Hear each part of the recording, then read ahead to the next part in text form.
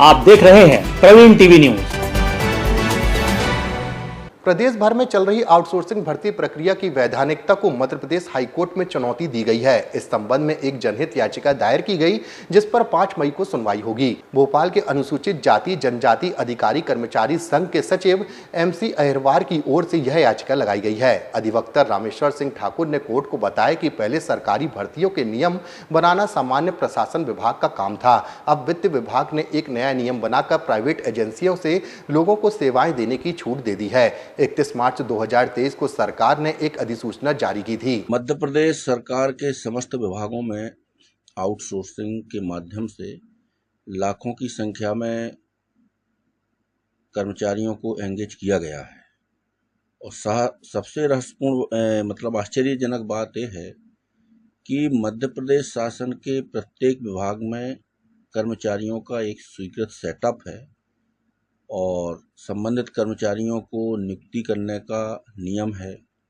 एक प्रक्रिया पूरी प्रिस्क्राइब्ड है, लेकिन वित्त विभाग ने जो विभिन्न विभागों को सामग्री खरीद करने से संबंधित जो नियम बनाए गए हैं, उन नियमों में संशोधन करके 2022 में एक व्यवस्था कर दी है कि आप श्रमिकों को खरीद करके सप्लाई करिए सरकार के विभागों को। उनका वेतन एजेंसी क्या देगी,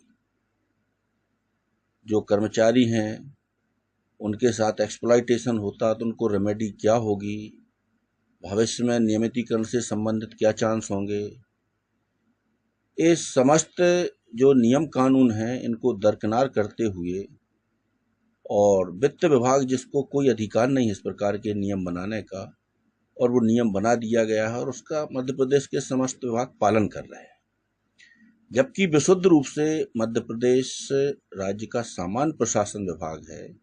सामान्य प्रशासन विभाग को अधिकार है संविधान में, कानून में, कि मध्य प्रदेश के प्रत्येक विभाग में नियुक्ति से संबंधित नियम बनाने, निर्देश जारी करने का सिर्फ और सिर्फ अधिकार GAD को है।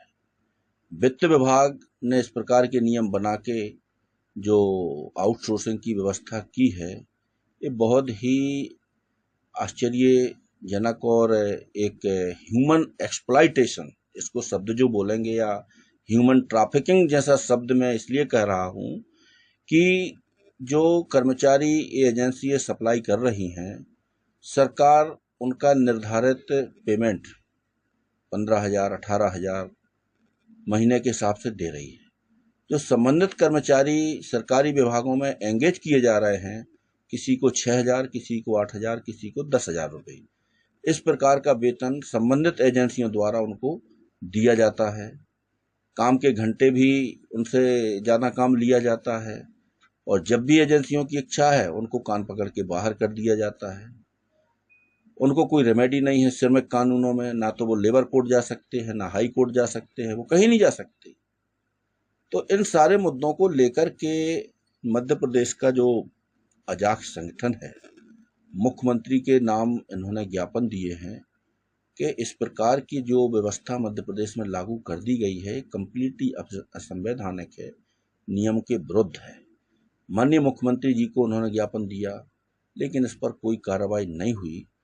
तो माननीय हाई कोर्ट में जनहित याचिका दायर की गई है और इन सरकार के सारे कंडक्ट को चुनौती दी गई है, उन नियम कानूनों को चुनौती दी गई है और इसकी सुनवाई 5 तारीख को संभवतः होने की संभावना है, मंडे को।